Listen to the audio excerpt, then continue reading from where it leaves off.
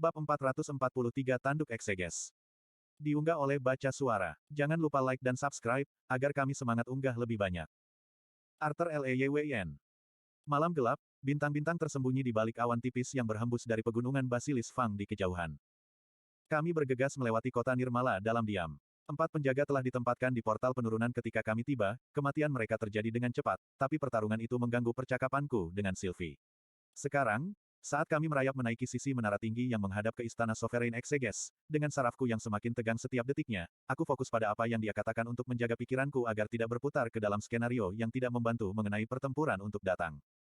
Kalau begitu, menurutmu siapa suara itu ketika kamu berada di antara tempat eterial? Masih mengenakan armor peninggalan, Sylvie memanjat sekitar 4 kaki di bawahku di sebelah kananku.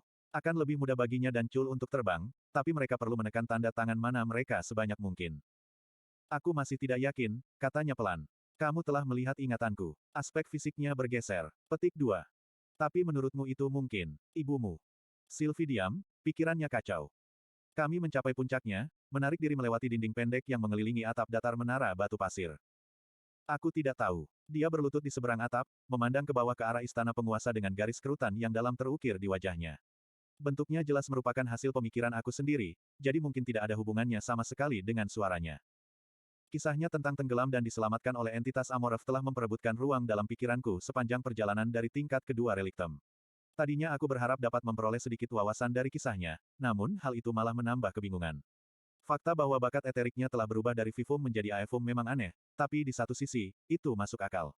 Namun, izinnya masuk ke reliktem kurang masuk akal bagi kami berdua. Tapi sulit untuk fokus karena prospek melawan Basilis Totok sudah di depan mata. Aku memilih untuk hanya membawa Sylvie dan Chul bersamaku, meninggalkan Caira dan Ellie untuk pulih dari cedera mereka, dan menjaga mereka dari bahaya. Regis, tentu saja, terus menjaga perisai pelindung tetap berjalan di reliktem tingkat kedua, dan aku sudah menebak-nebak pilihanku untuk melakukan ini tanpa Godrune penghancuran. Meskipun aku tidak ingin benda itu berada di dekat tubuh Tessia, aku tidak bisa berpura-pura bahwa menghadapi Exeges tidak akan menjadi hal yang kurang mengkhawatirkan jika aku memiliki kekuatan penghancur di saku belakangku. Sebenarnya, Sylvie hanya punya sedikit waktu berharga untuk melatih kemampuan barunya, dan Chul sebagian besar belum teruji. Setengah burung Phoenix menjadi lebih tenang dan fokus saat kami mendekati Nirmala dan target kami. Sylvie dan aku terus mengobrol dengan suara keras agar tidak mengecualikannya, tapi dia mengabaikan kami, pikirannya mengarah ke dalam dan ke depan. Aku tahu bagaimana perasaannya, ini akan menjadi ujian pertamanya yang sebenarnya di luar keamanan pos gizi. Dia telah berlatih melawan Asura Totok sepanjang hidupnya, tapi dia belum pernah bertarung melawan Asura sampai mati sebelumnya. Secara keseluruhan, hal ini membuat aku kurang percaya diri dengan hasil yang aku inginkan. Dan kemudian, jika kita berhasil, kita harus menghadapi Cecilia juga, sang warisan, dan semua kekuatannya yang tidak diketahui. Menghilangkan pikiran itu, aku melihat pemandangan di depan kami. Bahkan dalam kegelapan, istana ini memiliki struktur yang mengesankan, semua lekukan anggun, kubah emas, dan lengkungan batu giok. Istana yang luas itu tidak dikelilingi oleh tembok, melainkan lebih berupa taman air yang sesekali menangkap bintang dan cahaya bulan yang memuncak melalui awan dan memantulkannya seperti batu permata dengan banyak segi. Kota Nirmala terbentang di sekitar istana, dengan pegunungan Basilis Fang mengukir siluet ungu di kejauhan. Arthur. Aku fokus pada istana, membawa diri aku kembali ke saat ini. Aku segera menyadari apa yang Sylvie rasakan. Tidak ada tanda tangan mana. Tidak sama sekali. Tangan besar Chul mencengkeram bagian atas tembok pendek yang mengelilingi atap. Saat dia berbicara, ada nada tajam dalam suaranya. Mungkin Basilis ini tidak ada. Atau dia menyembunyikan tanda tangannya. Basilis semuanya paranoid, atau begitulah yang diberitahukan kepadaku. Meskipun aku tidak bisa sepenuhnya mengabaikan pemikiran Chul, tidak masuk akal bagiku bahwa Exeges, penguasa wilayah ini, akan terus menyembunyikan tanda tangan mana di dalam istananya sendiri. Kemampuanku untuk mendeteksi mana secara pasif baru saja dikembalikan, jadi aku tidak yakin apakah Basilis yang kuat akan cukup kuat untuk sepenuhnya melindungi dirinya dari Rilmir atau tidak. Pikiran dan ketakutan mulai menyerbu benakku ketika aku mencoba mempertimbangkan segala kemungkinan yang ada. Mungkin itu terlalu berlebihan bagi para pengawal Alakriannya, atau bahkan penduduk kota. Sylvie menyarankan, Aldir dan Winsom selalu menyembunyikan kekuatan penuh aura mereka saat berada di negeri yang lebih kecil. Tetapi menurutku tidak ada penjaga, tidak ada pelayan. Dia tidak hanya akan membiarkan prajurit tanpa hiasan di sekelilingnya, kecuali, Basilis seperti Exeges tidak punya rasa takut terhadap rakyatnya. Apakah dia benar-benar membutuhkan penjaga? Namun, ini bukan yang kuharapkan, dan aku sangat gelisah. Chul berlutut, mata oranye terangnya bersinar dalam gelap. Kamu mencurigai adanya jebakan. Tinjunya menembus penghalang batu pasir, membuat kami bertiga tersentak. Kita seharusnya tidak mempercayakan rencana kita kepada begitu banyak Alakrian, tambahnya dengan berbisik di panggung. Kami menyaksikan dalam diam selama beberapa menit, ketegangan perlahan meningkat di antara kami, namun jalanan sepi dan tidak ada aktivitas dari istana atau bangunan di sekitarnya. Akhirnya, aku menerima bahwa hanya ada satu cara untuk lebih memahami apa yang kita hadapi. Ayo pergi. Melompat dari atap, aku terjun ke tanah di bawah. Dengan memperkuat tubuhku dengan eter, kakiku menyerap guncangan pendaratan tanpa suara. Sylvie dan Chul melayang di belakangku, berbisik pelan dan hanya mengeluarkan sedikit mana. Kami melesat melintasi jalan dan menyusuri dinding gedung satu lantai, lalu menuju taman air. Berlari dari batu ke batu, kami menghindari jalan alami melalui taman air, yang semuanya diterangi dengan artefak pencahayaan yang bersinar lembut. Aku tahu di mana beberapa pos penjagaan terintegrasi secara alami di dalam kolam yang luas, rerumputan tinggi, tepian pagar tanaman, dan batu sungai yang ditempatkan dengan hati-hati. Tapi, seperti yang kulihat dari atap, taman itu kosong. Perasaan menakutkan merayapi kulitku, tapi aku terus berjalan sampai kami berdiri di bawah tembok luar istana, dekat pintu masuk utama. Sambil memuncak di tikungan, aku memastikan bahwa tidak ada penjaga di luar. Sebelum bergerak ke alam terbuka, mataku menyapu taman-taman dan kota di sekitarnya untuk mencari apapun yang bisa kulihat atau rasakan yang mungkin memberi petunjuk pada orang yang melihatnya. Konsentrasi mana yang paling padat berada di kompleks dua lantai berbentuk persegi panjang di dekatnya. Menilai dari kesederhanaan bangunan dan kepadatan penyihir di dalamnya, aku hanya bisa berasumsi bahwa itu adalah semacam barak. Sebagian besar dari sedikit orang yang kami lihat bergerak di jalanan adalah penyihir juga, hampir semua penjaga berpatroli di kota. Setelah yakin bahwa kami tidak sedang diawasi, aku menyelinap ke sudut yang gelap dan melesat ke pintu utama yang terang benderang. Pintu-pintu yang menjulang tinggi, dicat hijau tua dan bertatahkan emas, perak, dan batu giok, terbuka dengan sedikit dorongan, tanpa suara pada engselnya yang terawat baik. Pintu masuk di baliknya terang benderang, memperlihatkan lantai mosaik yang dipecah oleh dua baris pilar. Tanaman yang dirawat dengan hati-hati menutupi langit-langit dan tumbuh di sepanjang dinding. Tidak ada penjaga yang hadir. Aku bisa merasakan kegelisahan Sylvie yang merembes melalui koneksi kami. Mungkin memang kosong, aku kirim. Mungkinkah Agrona menarik penguasanya, karena takut hal seperti ini akan terjadi? Sylvie bertanya ketika dia dan Chul mengikutiku ke istana. Mungkin Chul benar, dan sebagian rencana kita bocor. Aku menutup pintu di belakang kami, pikiranku dipenuhi dengan ide-ide yang saling bersaing, yang masing-masing lebih kecil kemungkinannya dibandingkan yang sebelumnya. Ada terlalu banyak pertanyaan, tetapi satu-satunya cara untuk mendapatkan lebih banyak jawaban adalah dengan menggali lebih dalam. Kami melintasi aula masuk menuju serangkaian pintu kecil yang membuka ke sebuah lorong lebar yang membentang di tengah-tengah istana. Menurut Seris, kita akan menemukan ruang tahta Sovereign Exeges tepat di depan.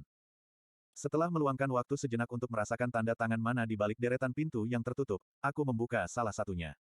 Sebuah beban mendorong dari sisi lain, memaksanya terbuka lebih cepat dari yang kuduga. Aku melangkah mundur, dengan pedang eter di tangan dan mengarahkan ke pintu. Sesosok tubuh merosot, kepala lapis baja mereka membentur lantai ubin dengan suara seperti bel. Deringnya bergema di istana yang sunyi hingga terasa seperti sebuah lagu. Chul, dengan senjata besarnya yang siap di satu tangan, melangkah maju dengan hati-hati sampai dia berdiri di dekat pria lapis baja itu.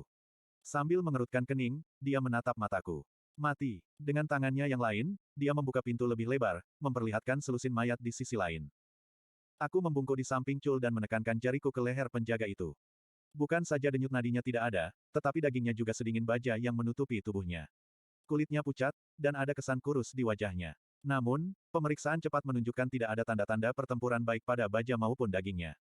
Ingin teliti, aku menggulingkan tubuh itu ke samping, tetapi tidak ada luka di punggung juga. Sama saja untuk yang lainnya, kata Sylvie lembut sambil berpindah dari satu mayat ke mayat lainnya. Dan lihatlah bagaimana mereka berbohong. Seolah-olah mereka baru saja pingsan, aku menyelesaikan. Masing-masing tubuh diremas seperti boneka yang talinya dipotong. Senjata mereka bahkan belum lepas dari sarungnya. Namun, yang lebih aneh adalah kenyataan bahwa mereka tidak memiliki mana yang dimurnikan, hanya ada jejak mana atribut air dan tanah yang tersisa di sekitar mereka. Chul mencengkeram senjatanya dengan kedua tangannya, menatap ke atas dan ke bawah lorong seolah berharap akan diserang kapan saja. Itu, seolah-olah lilin kekuatan hidup mereka telah padam begitu saja. Ayo, aku bergerak hati-hati, mengikuti karpet merah tebal yang membentang di tengah lorong. Ada lebih dari selusin pintu di kiri dan kanan, menyediakan ruang pembunuhan yang sempurna untuk penyergapan. Aku tetap melatih inderaku, menunggu sepatu bot tergores di ubin atau erangan engsel berputar, tapi satu-satunya suara yang kami keluarkan. Kita harus tahu apakah Exeges ada di sini atau tidak, lalu kita bisa keluar dari sini. Lebih cepat lebih baik, kata Sylvie pelan. Ada yang tidak beres di sini. Sepasang pintu besar yang melengkung dan berlapis emas menghalangi ujung lorong. Menahan nafasku dan menanamkan inderaku dengan eter, aku mendengarkan di pintu. Segalanya sunyi senyap. Aku mengangguk pada Chul, tapi saat kami mencapai pintu, artefak pencahayaan di ujung aula berkedip-kedip. Aku berputar, dengan pedang eter di tanganku. Tidak ada seorang pun di sana, dan aku juga tidak merasakan mana. Semoga orang-orang zaman dahulu membimbing kita dan melindungi kita dari hantu di malam yang tenang, Chul bergumam pelan seperti sebuah doa. Ketika sudah jelas bahwa kami masih sendirian, dia berdeham dan kembali ke pintu, menatapku dengan penuh tanda tanya.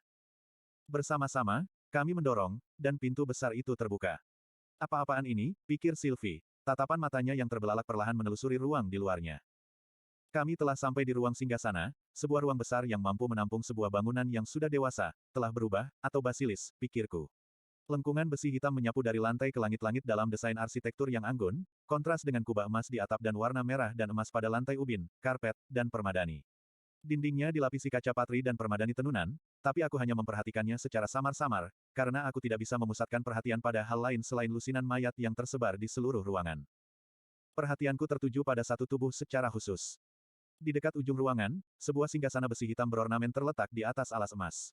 Seorang pria tersampir di atas tahta. Aku melangkah ke arah singgasana, lalu tersentak dan berputar karena suara retakan keras dari belakang.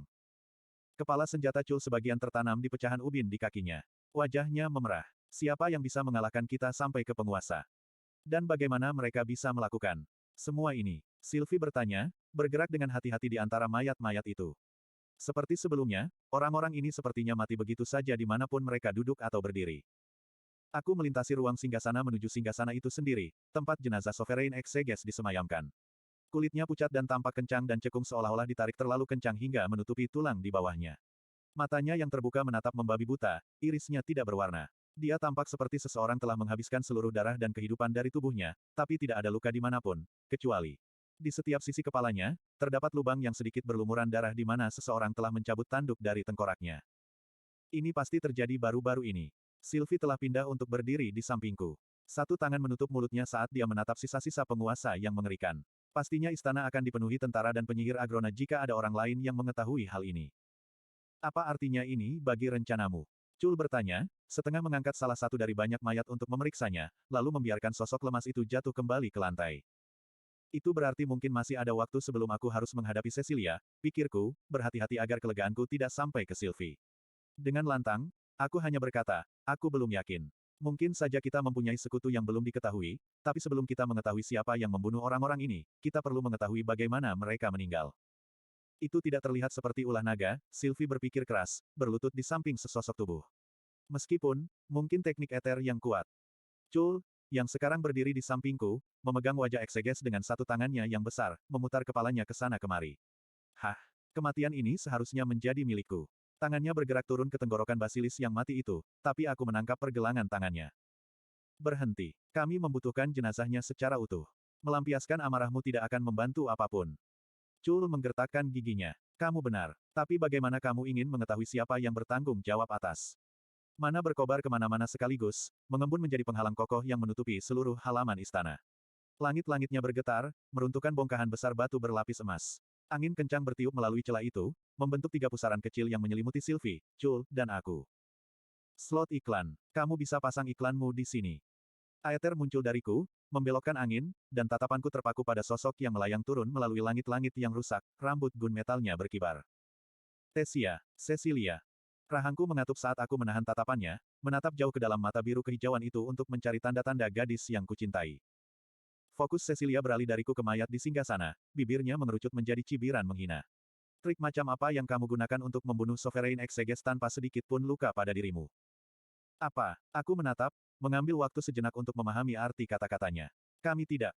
Chul mengeluarkan teriakan perang yang hiruk-pikuk saat dia merobek mantra Cecilia dan menyerang, senjatanya meninggalkan jejak api Phoenix oranye. Cecilia mengangkat tangannya, mana atribut angin menyala saat dia mengubahnya menjadi petir yang menyimpang.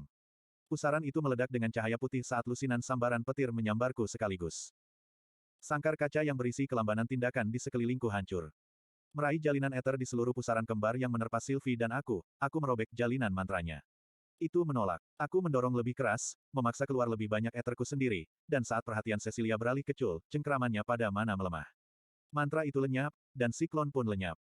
Saat Cecilia mengumpulkan mantra untuk melawan serangan Chul, aku merasakan kilatan kesadaran dingin, di tulang dada, tempat inti tubuhnya dulu berada, kini ada kekosongan. Mana yang bereaksi padanya terjadi dari seluruh tubuhnya, dan bahkan atmosfer di sekitarnya. Dia tidak punya inti. Chul, tidak. Rentetan misil yang bersinar melesat di udara antara Cecilia dan Chul, mengangkatnya dari kakinya dan melemparkannya ke belakang di udara. Bayangan itu menyatu di atas tempat dia jatuh, dan sebilah pedang hitam pekat menebas tenggorokannya. Menyihir pedang eter di udara di atasnya, aku menangkis serangan itu. Chul melompat berdiri, berputar saat dia melakukannya untuk memukul mundur penyerangnya, sosok bayangan yang tampak seperti baru saja dicelupkan ke dalam tinta. Dia terbang mundur, menabrak dinding dan menghilang dalam awan debu dan puing-puing. Cecilia memamerkan giginya, menggeram, dan mana di sekitar kami mulai mundur. Chul tersandung, dan Sylvie terkesiap kaget. Jika aku belum siap menghadapi serangan semacam ini, setelah melihatnya melakukan hal yang sama di Victoriat, pertarungan mungkin akan berakhir bahkan sebelum dimulai. Mengeluarkan dua semburan eter terkonsentrasi dari intiku, aku menyarungkan Sylvie dan Chul dengan energi ungu. Aetherku menekan mana di sekitar mereka berdua, menahannya melawan tarikan kekuatan Cecilia yang hebat. Cecilia, tunggu. Aku berteriak sambil mengangkat tanganku, sebagian besar fokusku pada temanku. Tanahnya mencair, ubin batunya mengalir seperti air. Aku terjun hingga ke pinggangku, batu yang terpengaruh mana menghisapku seperti pasir hisap. Aether mengalir keluar dari diriku untuk melawan mana, merobek mantranya dan menghancurkan lantai saat itu diledakkan oleh kekuatan lawan. Semua energi itu tumpah kembali sepanjang jejak yang ditinggalkan oleh manipulasi mana Cecilia, tapi sebelum energi itu sampai padanya, dia melepaskan kendali mana dariku lagi, dan gabungan Aether dan mana menghilang. Saat itu perhatiannya teralihkan, aku mengaktifkan God Step dan menghilang ke jalur eterik, muncul dilingkupi listrik batu kecubung tepat di belakangnya. Lengannya berputar, kobaran petir dan api berkumpul di tinjunya. Aku memutar mana dan eter di antara kami. Mantra itu ditembakkan dari jari-jarinya sebagai sinar padat, tapi terdistorsi saat aku menariknya terpisah di tengah-tengah gips. 100 sinar yang lebih kecil melesat melewatiku ke segala arah untuk menghancurkan tembok di belakangku. Sambil mengibaskan lengannya, jari-jariku melingkari tenggorokannya. Matanya melebar dan dia terjatuh ke belakang, terbanting ke tanah dengan lututku menempel kuat pada tulang dada. Dengarkan aku, pintaku. Aku ingin membantumu, Cecilia, untuk menyelamatkanmu dan Tesia, aku hanya perlu. Rentetan elemen berbeda membombardirku dari atas, membuatku terlempar ke belakang. Sejumlah sosok terbang turun melalui lubang di langit-langit. Aku langsung mengenali Skites Fiesa dan Melsri. Sosok ketiga yang masuk, yang terjatuh dengan keras alih-alih terbang, membuatku lengah, topengnya yang norak dan menyeringai membuatku teringat kilas balik beberapa tahun sebelumnya. Pria bertopeng yang memimpin penyerangan terhadap Akademi Sirus, Dranif, telah melarikan diri bersama Elijah sebelum aku tiba, tapi aku telah mendengar cerita dan deskripsinya beberapa tahun setelahnya. Aku bahkan lebih terkejut lagi ketika wajah Nico yang aneh namun familiar mengikuti Dranif. Nico sudah menua sejak terakhir kali aku melihatnya, dia memiliki kantung hitam di bawah matanya, menonjol di balik daging pucatnya, dan rambutnya tertiup angin, pakaiannya longgar menutupi tubuhnya yang kurus. Inti tubuhnya tidak lagi benar-benar putih, melainkan ternoda oleh luka yang kuberikan padanya. Aku tidak bisa langsung menebak bagaimana penyakit itu bisa disembuhkan, tetapi aku berasumsi Cecilia atau Agrona yang bertanggung jawab. Dari pesan Caera, aku tahu dia masih hidup. Tapi aku tidak menyangka akan bertemu dengannya lagi dalam pertempuran, tidak setelah Perang Victoria. Dia mencengkeram tongkat yang memancarkan mana dalam jumlah besar yang berputar di antara 4 kristal yang terpasang di kepalanya, masing-masing bersinar dalam warna atribut elemen tertentu, hijau, merah, kuning, dan biru. Elia, Nico, teman tertuaku di kedua dunia.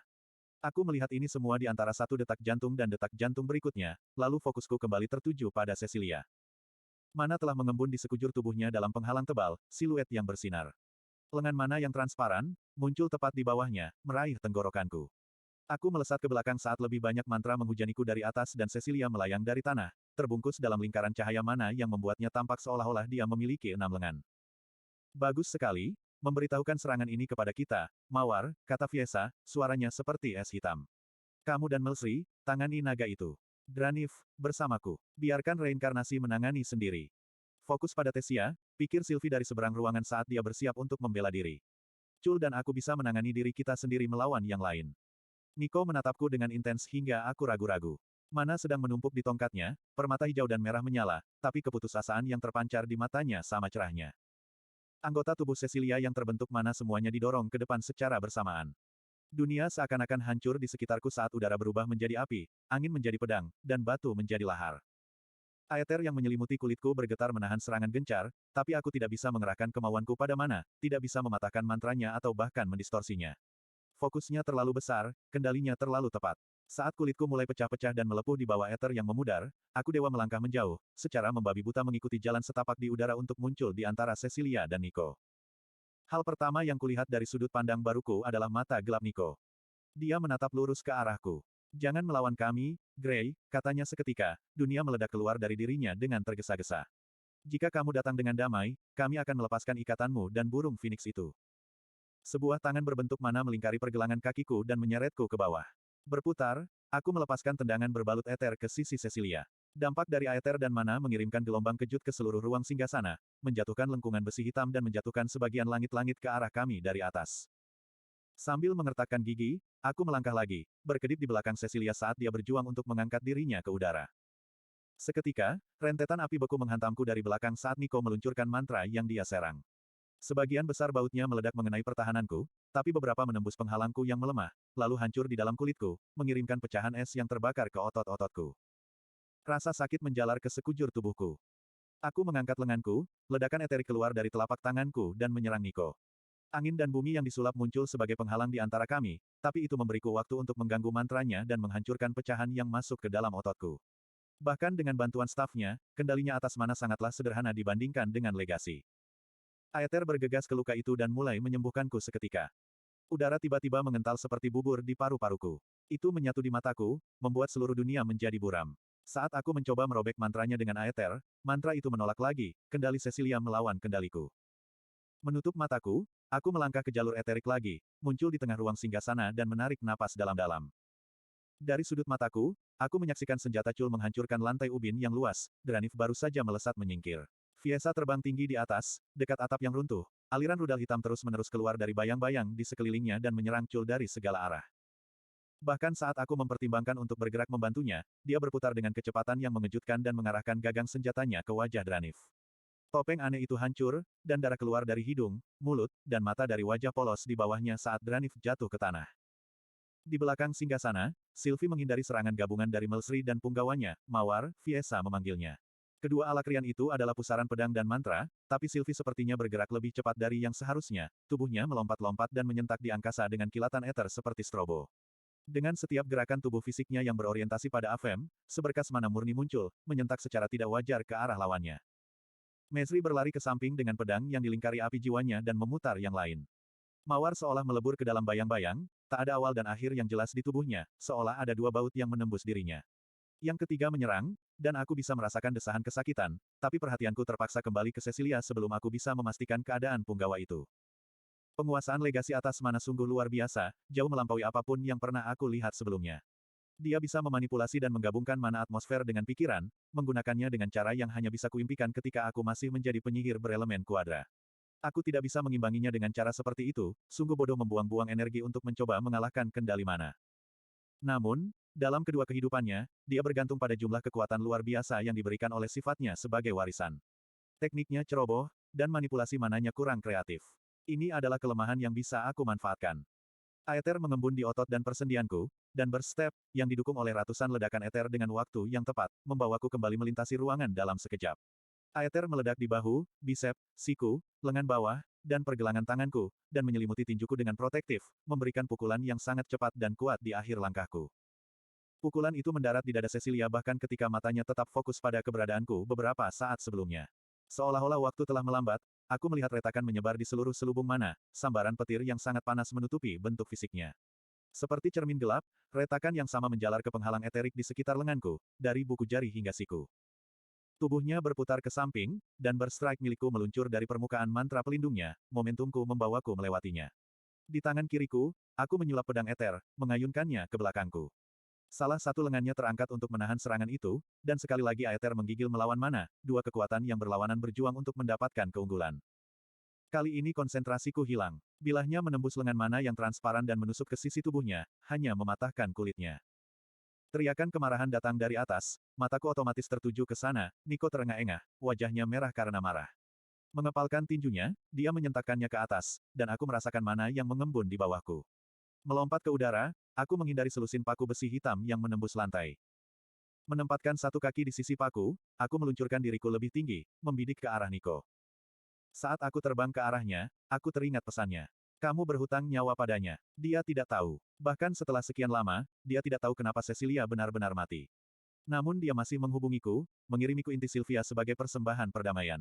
Tapi di sini, dia menyerangku, tidak berusaha menghentikan terjadinya perkelahian ini. Pada akhirnya, hanya ada satu hal, jika dia menginginkan sesuatu dari aku, dia harus mendapatkannya. Bilahku menusuk tenggorokan Nico. Angin yang bertiup di sekelilingnya berbalik, menariknya ke atas dan menjauh, tapi terlalu lambat. Dagingnya terbelah saat ether berbentuk itu membuka sisi lehernya. Aku tersentak hingga terhenti saat ada sesuatu yang melingkari lenganku. Melihat ke bawah, aku terkejut oleh tanaman merambat berwarna hijau zamrud, setebal pinggangku, yang tumbuh dari tangan Cecilia. Bentuk mananya telah hilang, dan pada saat itu, rasanya seperti beberapa tahun terakhir menghilang begitu saja. Aku melihat Tesia sebagaimana adanya, berseri-seri dan putus asa, protektif dan ketakutan, cantik. Kemudian sejumlah mana muncul darinya, melemparkanku menjauh. Mayat-mayat terlempar seperti boneka ke seberang ruangan, penyangga besi terpelintir dan terlepas dari tali pengikatnya, dinding-dinding terlempar keluar, sebagian langit-langit runtuh dengan keras di sekitar kami.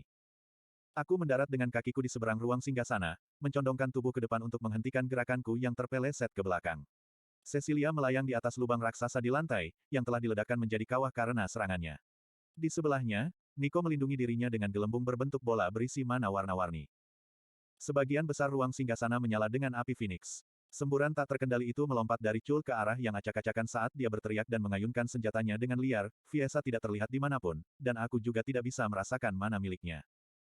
Berhentilah meringkuk dalam bayang-bayangmu dan hadapi aku seperti laki-laki. Chul meraung, matanya menyala-nyala dan dadanya naik turun setiap kali dia menarik napas. Apakah mengayunkan tongkatmu seperti binatang benar-benar merupakan kekuatan klan Asclepius? Suara sedingin es memancar di udara, keluar dari bayang-bayang dari segala arah sekaligus. Sepertinya ibumu sama lemahnya dengan ibumu. Nyala api yang keluar dari tubuh Chul berubah menjadi bergerigi dan menggila, mencerminkan emosinya. Beraninya.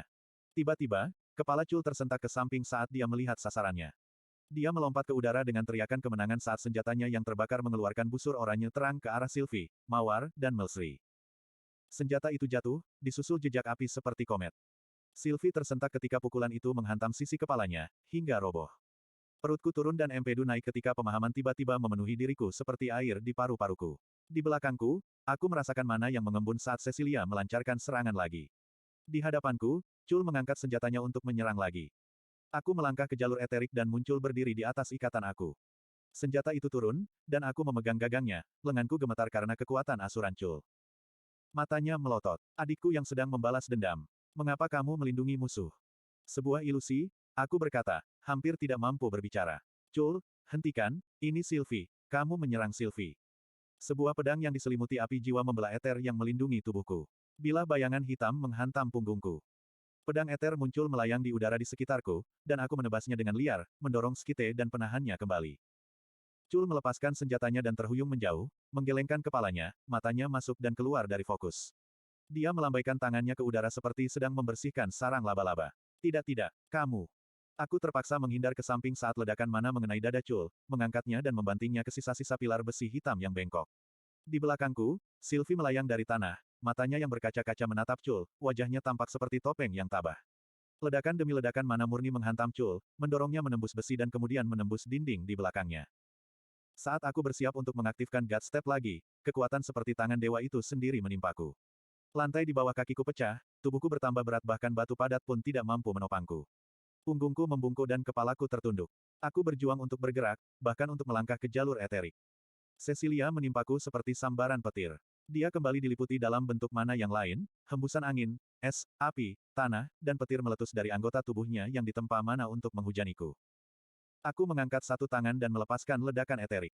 Kerucut kekuatan ungu cerah menghantam mana miliknya, dan untuk sesaat, aku merasakan penangguhan hukuman.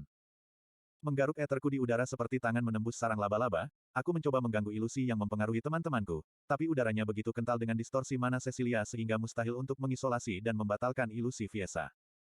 Sinar putih panas dari mana atribut api yang bersinar menyelimuti diriku. Aku mengukirnya dengan pedang eter, membelah balok itu menjadi dua, pecahan kembar itu mengukir parit sepanjang 50 kaki di sisa ruang singgasana di kedua sisiku. Saat bilahnya berputar di udara, aku sudah mengaktifkan God Step, jalur eterik yang menyala di hadapanku seperti begitu banyak busur petir kecubung. Cahaya memudar, dan pandanganku bertemu dengan pandangan Cecilia. Tatapannya, jika aku melihatnya di wajah Tesia dalam keadaan lain, itu akan menembus diriku. Tapi sesaat, kupikir aku juga melihat sesuatu yang lain. Menyesali, pemahaman, mungkin bahkan refleksi aneh dan memutarbalikkan dari perasaan rumit aku sendiri. Rahangku terkatup rapat dengan pilihan yang harus diambil. Bila aether menancap ke dalam jalinan benang aether. Jeritan membelah udara.